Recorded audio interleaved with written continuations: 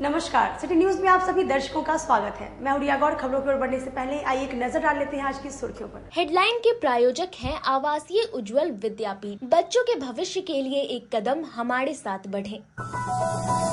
सदर थाना क्षेत्र में ट्रक वाले से पैसे लेने का वीडियो सोशल मीडिया पर वायरल होने के बाद होमगार्ड के जवान को पुलिस ने गिरफ्तार कर जेल भेजा। मोतीपुर थाना क्षेत्र में सनकी पिता ने अपनी मासूम बेटी की पीट कर की हत्या। और शहर में चोरों का आतंक जारी। सदर थाना क्षेत्र के अतरदह में बंद कमरे का ताला काट करके लाखों की चोरी। तो ये थी आज की सुर्खियां, आप खबरें विस्तार से। सदर थाना क्षेत्र में होमगार्ड जवान द्वारा ट्रक वाले से पैसा लेने का वीडियो सोशल मीडिया पर वायरल होने के बाद पुलिस ने होमगार्ड जवान को गिरफ्तार कर जेल भेज दिया। सदर थाना क्षेत्र के भगवानपुर चौक पर होमगार्ड के जवान द्वारा ट्रक वाले से पैसे लेने का वीडियो सोशल मीडिया पर तेजी से वायरल हो रहा है।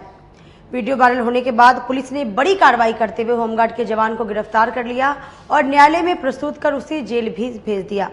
दरअसल कुछ दिन पहले भगवानपुर चौक पर सरेआम ट्रक वाले से एक होमगार्ड जवान ने पैसे लिए, जिसका वीडियो सोशल मीडिया पर तेजी से वायरल हो रहा था।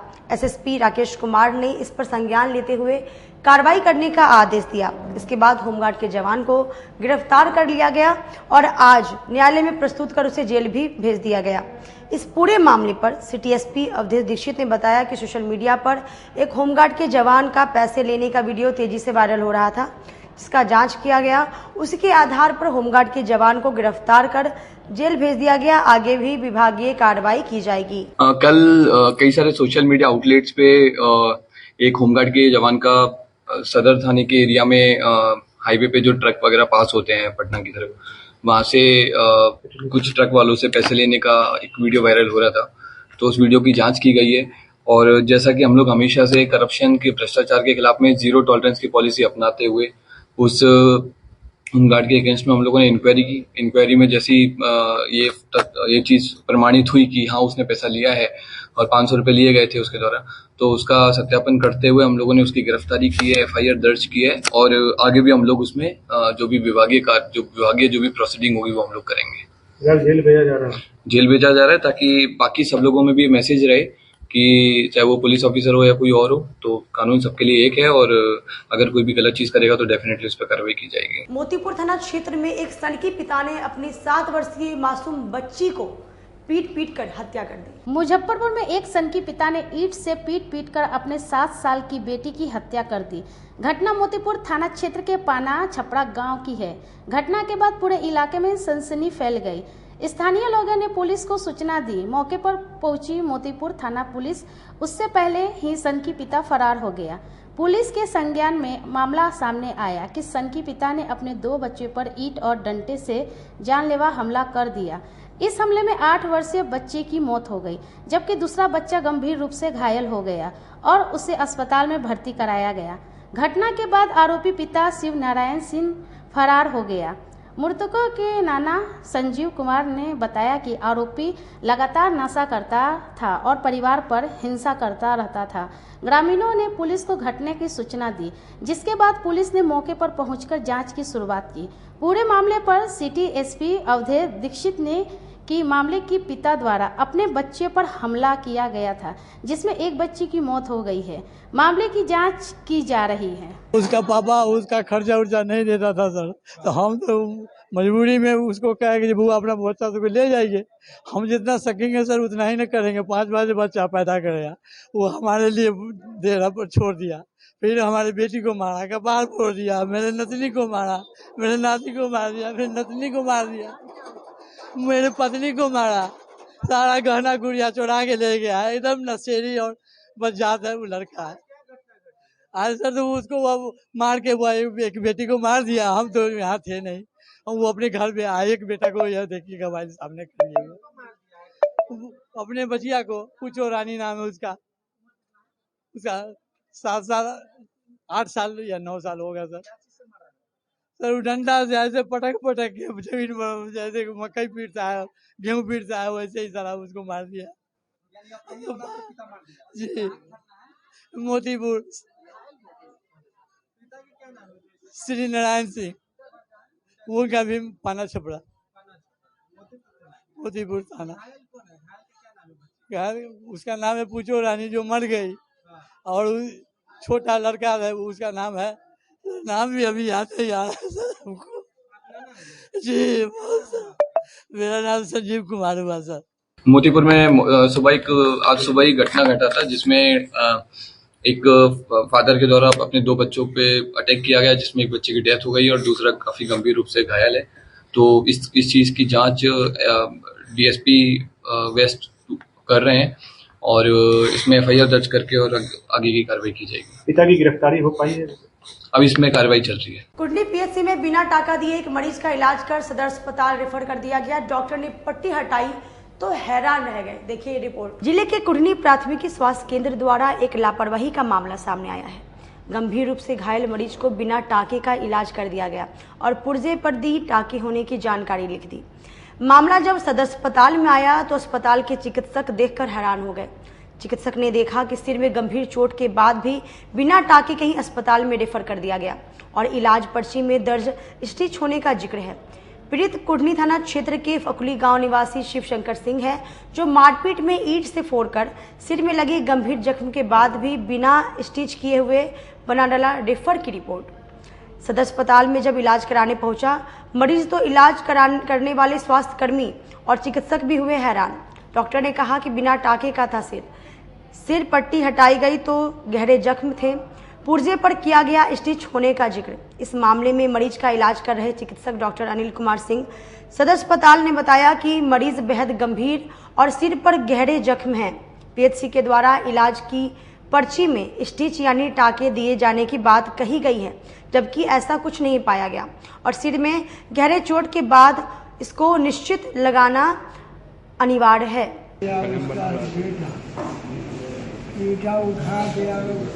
कोर्ट में ऐसा लिखा गया है कि टाका हुआ दिया गया, जबकि सिर्फ पट्टी बांध कर रेफर कर दिया गया। हाँ, अभी हमारे नॉलेज में आया है कुर्नी से एक पेशेंट आया है जो कि मारपीट का असॉल्ट का केस है। उनके सिर में काफी ज्यादा लगभग 10 से 12 सेंटीमीटर का चोट लगा है। वहाँ के पुर्जा में तो लिखा हुआ है, लेकिन मोस्ट लाइकली डॉक्टर साहब ने लिखा होगा, लेकिन वहाँ पे इलाज नहीं हुआ है।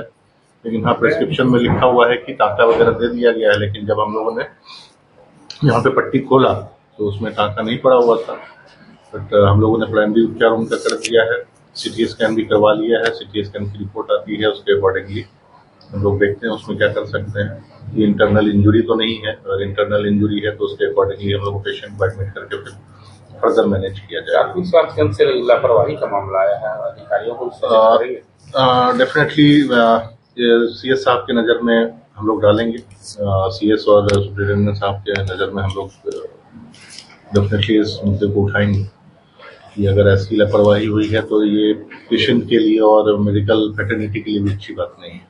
मोतियाबिंद के ऑपरेशन के लिए अब लोगों को दर दर नहीं भटकना होगा, क्योंकि सदर अस्पताल में ही जल्द इसकी शुरुआत होने जा रही है। मुजफ्फरपुर के सदर अस्पताल में अब मोतियाबिंद का ऑपरेशन अब इसी सप्ताह से शुरू होगा। मरीजों के लिए विशेष व्यवस्था की गई है। 2010 से आंखों का ऑपरेशन बंद था।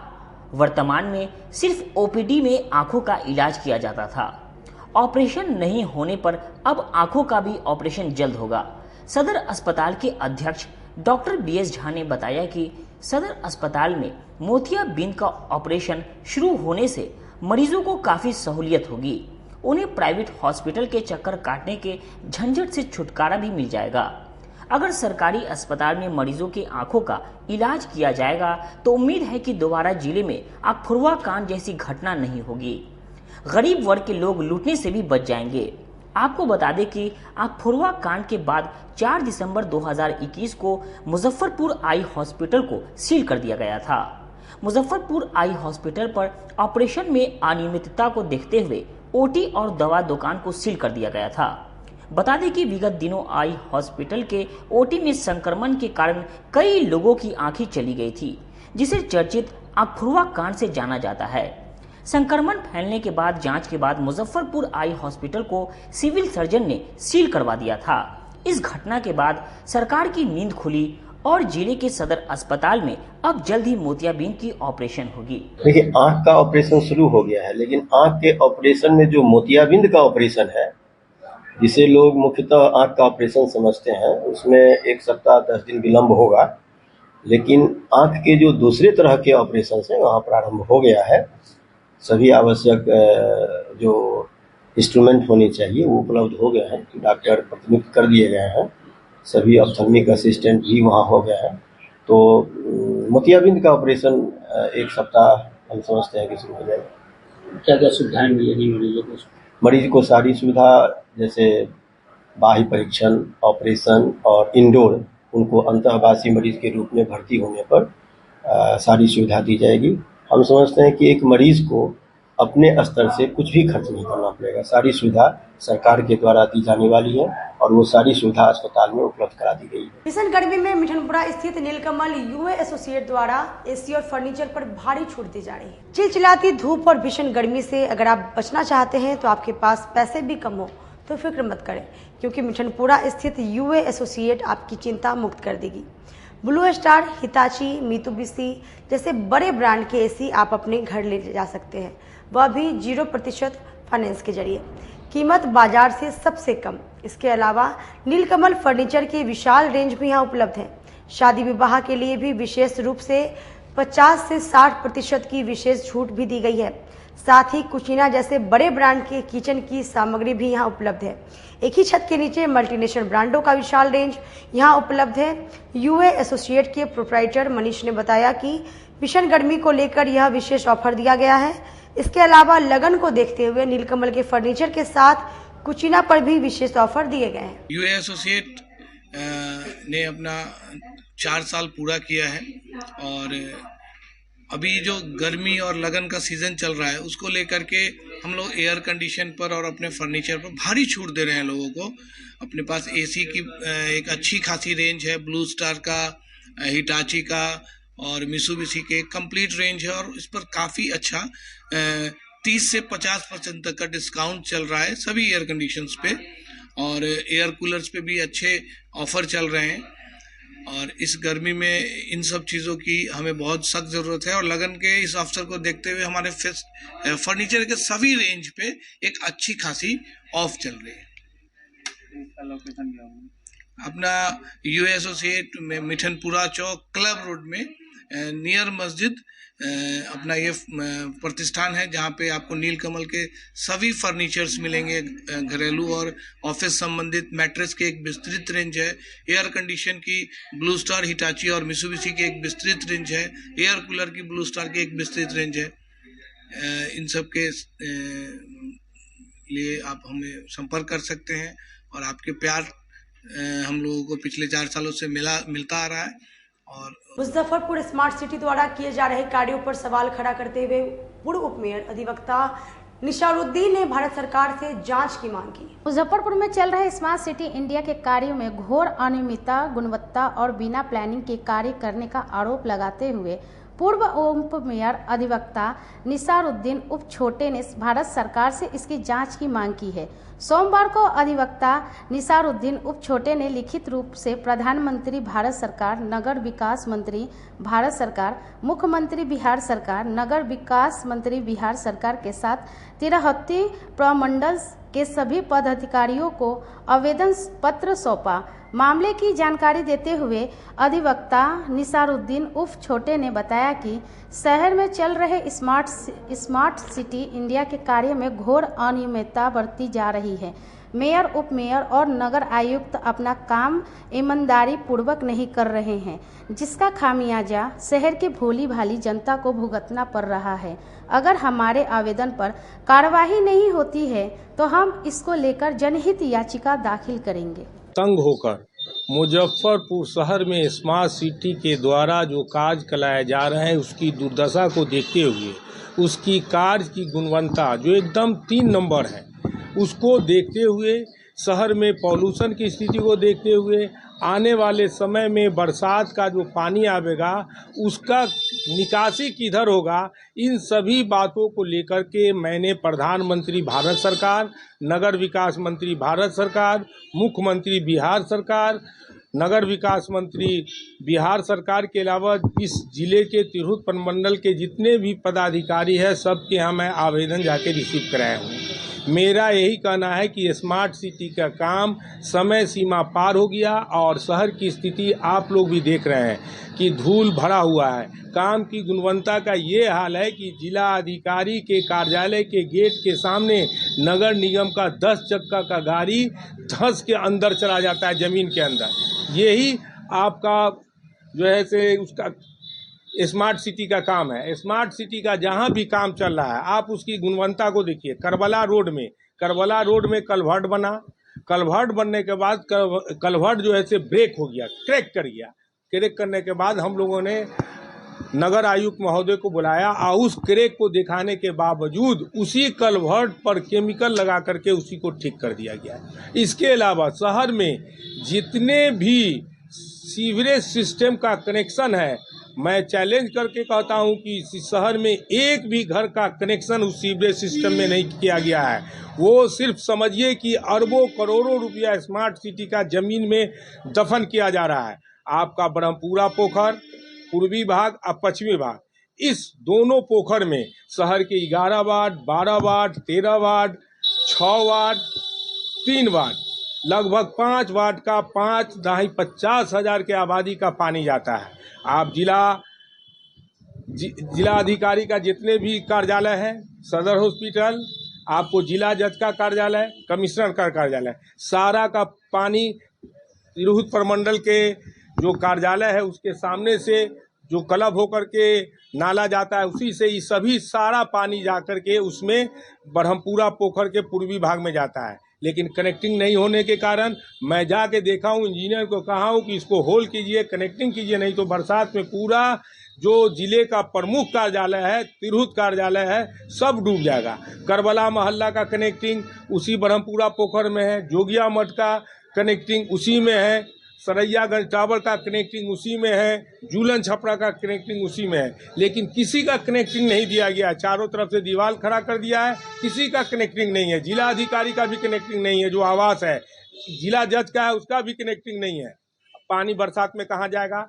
इसीलिए मैंने क्षुब्ध होकर सभी पदाधिकारियों के यहाँ आवेदन दिया हूँ और यदि पदाधिकारी इस पर विचार नहीं करते हैं तो मैं बाध्य होकर जनहित याचिका दाखिल करूंगा। शहर में सीवरेज सिस्टम का जो भी आपका हौज बनाया गया है, रोड से 1 फीट नीचे हौज है, डेली एक्सीडेंट होता है। आप करबला रोड में देख लीजिए, आप जो कंपनी बाग से सरैयागंज रोड में देख लीजिए, जितना ड्रेनेज का जो हौज या ढक्कन है, ढक्कन जो है से 1 फीट रोड से नीचे हो गया है। डेली एक्सीडेंट होता है, कोई भी कनेक्टिंग नहीं है। शहर में पॉल्यूशन इतना अधिक है कि दिल्ली से ज्यादा है, पानी का छिड़काव नहीं होता है।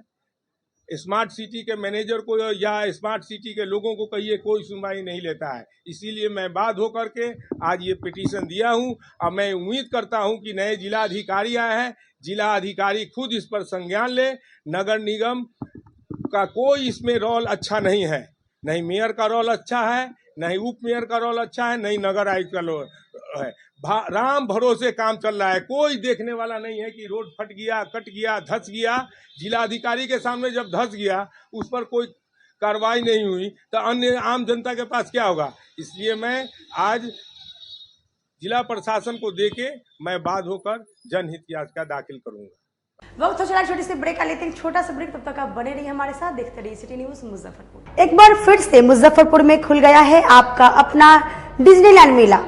आमगोला ओरिएंट क्लब मैदान में अब तक का सबसे बड़ा देशी विदेशी नए झूलों के साथ अपने परिवार के साथ मनोरंजन का लुत्फ उठाइए।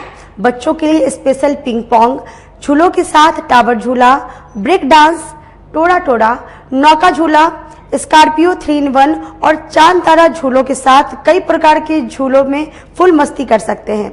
मेले में खाने पीने के स्टॉल के साथ हैंडीक्राफ्ट का बाजार भी लगाया गया है, तो एक बार पूरे परिवार के साथ जरूर पधारें। डिज्नीलैंड मेला, आमगोला ओरिएंट क्लब मैदान, मुजफ्फरपुर। उत्तर बिहार का पहला नीलकमल एक्सक्लूसिव शोरूम खुल गया है आपके अपने शहर में।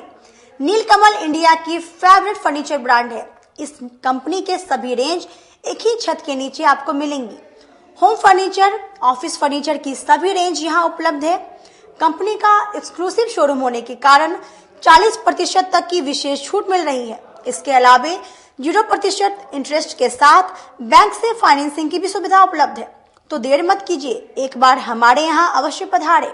हमारा पता है Mithanpura, Narayanpur road, opposite Vaishali management college, और हमारा मोबाइल नंबर है 9334900888 और हमारा दूसरा नंबर है 7004320580।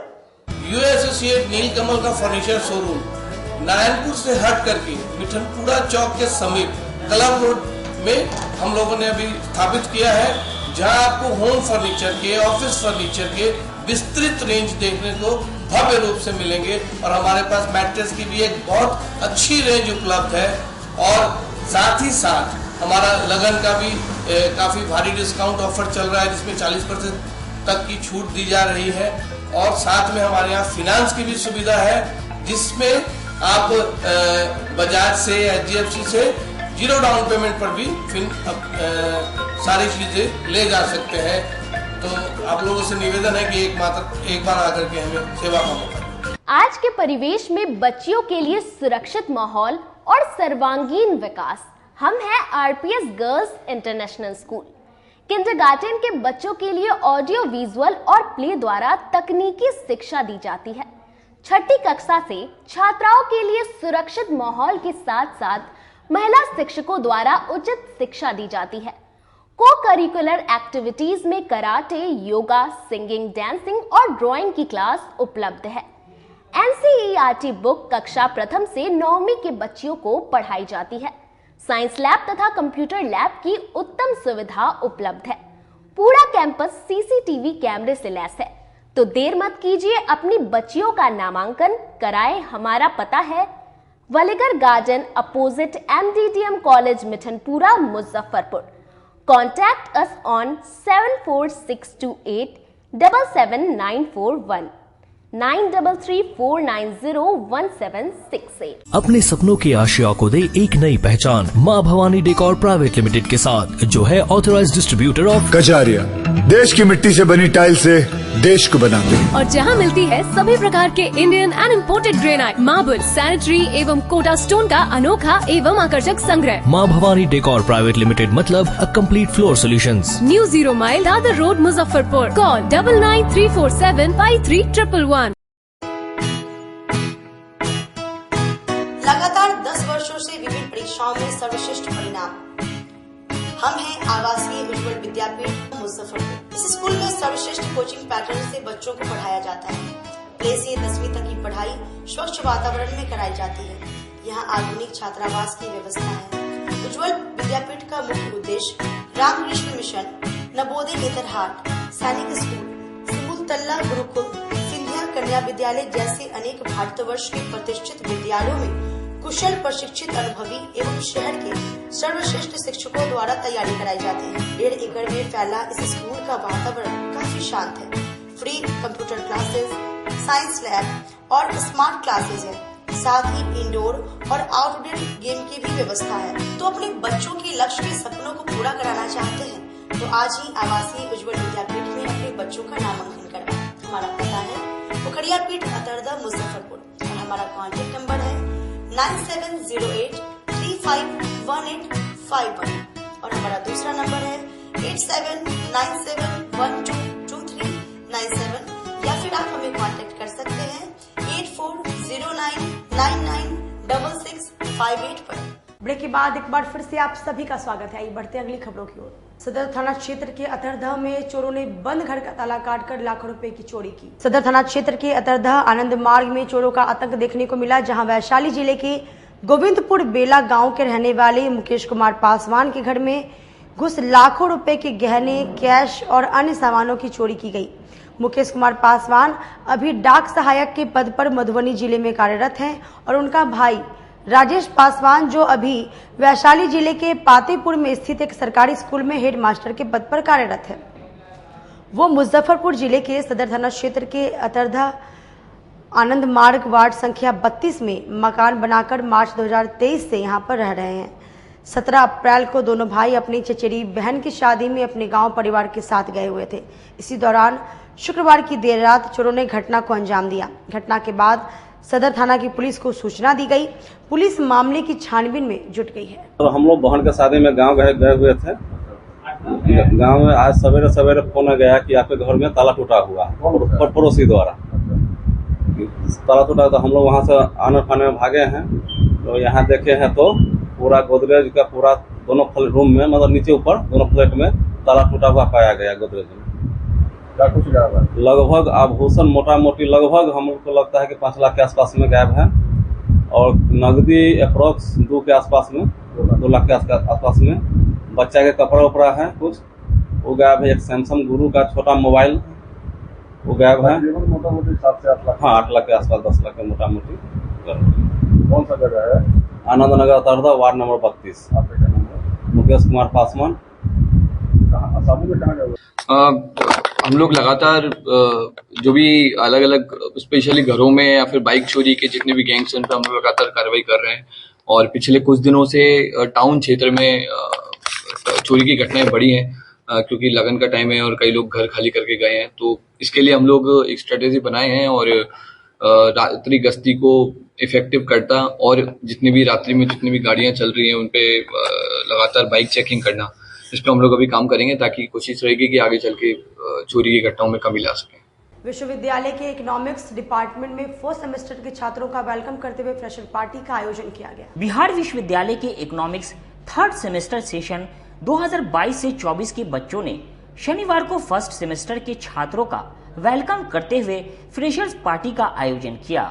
इस पार्टी में उपस्थित छात्रों ने विभिन्न तरह के कार्यक्रम का आयोजन भी किया, जिसमें भाषण, संगीत और इकोनॉमिक्स विषय पर वाद विवाद भी किया गया।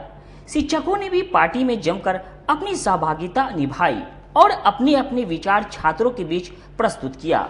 जानकारी देते हुए head of department economics doctor Vinita Verma ने बताया कि आज के दिन शिक्षकों की तरफ से छात्रों को बताया गया कि वो अपना पाठ्यक्रम कैसे पूरा कर सकते हैं और उसमें कैसे अपना बेहतर परफॉर्मेंस दे सकते हैं। जी मैम, क्या कुछ कार्यक्रम मिलेगा? जी बताया जाए मैम, क्या कुछ कार्यक्रम मिलेगा? आज इकोनॉमिक्स 3rd सेमेस्टर सेशन 22-24 वाले बच्चों ने 1st सेमेस्टर को वेलकम किया। फ्रेशर्स पार्टी दी उन्होंने। इस फ्रेशर्स पार्टी में बहुत सारे बच्चे उपस्थित थे और इन लोगों ने बहुत सारे स्पीच दिए इकोनॉमिक्स सब्जेक्ट पर। संगीत भी हुआ, भाषण भी हुआ और बहुत सारा बातें भी हुई, है ना। सभी शिक्षक ने भी अपने अपने विचार प्रस्तुत किए। जिन बच्चों ने सबसे अच्छा परफॉर्मेंस दिया वक्ता के रूप में, उनको 1st price, 2nd price, 3rd price और 4th प्राइज़ मिला। बाकी परफॉर्मेंस देने वाले बच्चों को कंसोलेशन प्राइज़ भी दिया गया। सभी बड़े उत्साहित हैं और सभी बड़े उत्साह से सारे प्रोग्राम को कोऑर्डिनेट किए और प्रोग्राम को लॉन्च किए। राजदूत के लापता भाई को ढूंढ निकालने पर मानवाधिकार अधिवक्ता एसके झा को लोगों ने बधाई दी। बेलारूस में भारत के राजदूत आलोक रंजन झा के अपने खास चचेरे भाई रवि कुमार झा की सुरक्षित एवं सकुशल बरामदगी हो चुकी है। रवि कुमार झा तमिलनाडु के रानीपेट जिले के अरककोनम नामक स्थान से सकुशल बरामद किए जा चुके हैं। मालूम हो कि रवि कुमार झा 5 मार्च 2024 से ही चेन्नई के पेरियामेड थाना क्षेत्र से गायब थे। इस संबंध में पेरियामेड थाना में मेन मिसिंग का प्राथमिकी दर्ज किया गया था। उसके बाद चेन्नई पुलिस अपने स्तर से जांच में जुट गई। शुरुआत के 1 सप्ताह तक चेन्नई पुलिस द्वारा काफी अच्छी तरीके से जांच किया गया, लेकिन उसके बाद पुलिस की जांच से अधिवक्ता असंतुष्ट हो गए। उसके बाद उन्होंने मानवाधिकार के क्षेत्र में कार्य कर रहे कार्यकर्ताओं की पूरी फौज लगा दी।